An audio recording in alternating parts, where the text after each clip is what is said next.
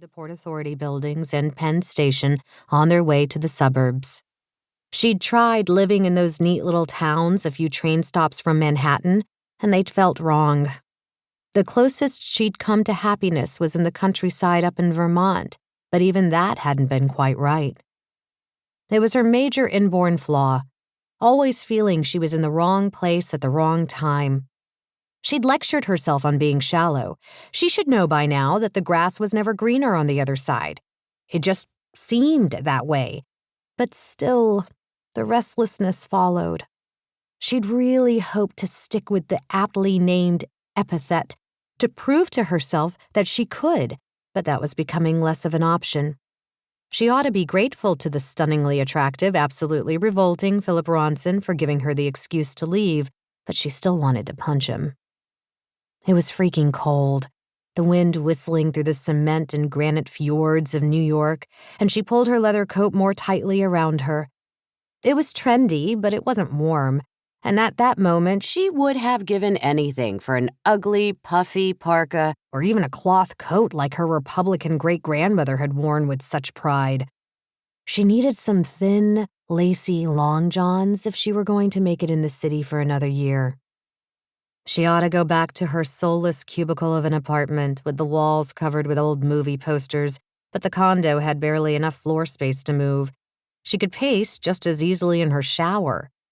She could open a good bottle of wine and drink it all. She could go out to a club and pick up someone or even call Steven, her on-again, off-again lover from work. He was currently in a relationship, but that had never stopped him from making a booty call before, and she doubted it would now. Maybe she just needed someone to hold her. No, not Steven. He was perfectly adept at getting her off with admirable efficiency, but he was a lousy kisser and a stranger to the thought of cuddling.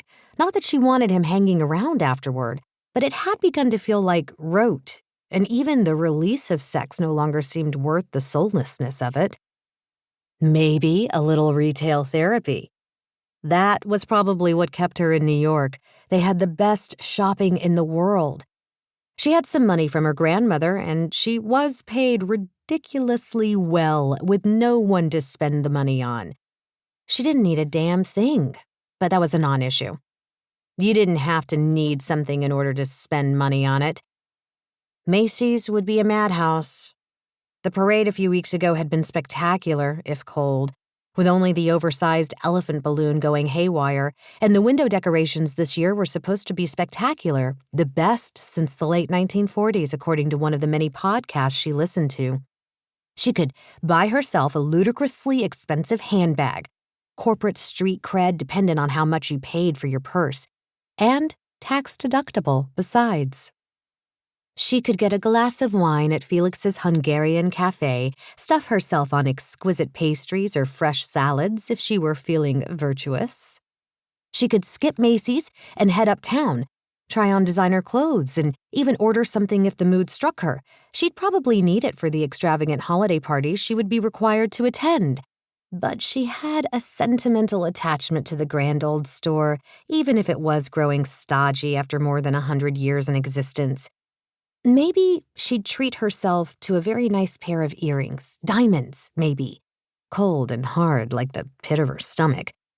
Her hair was razor cut short enough to do the earrings justice. If that didn't do it, she'd go home and see if watching DVDs of old black and white Christmas movies would help. She'd gotten to the point where not even Christmas in Connecticut would cheer her. She needed to find something later and cheerier. Maybe Lauren Bacall in All I Want for Christmas? She couldn't handle most of the Hallmark movies that clogged the airways. All the heroes looked like Mormons. It seemed as if nothing could put her in a Christmas spirit, especially not today. When she was a child, her mother had said she was her Christmas baby, always singing carols in midsummer, mangling words at age 3 so they came out as Peace on Earth and Mrs. Myers.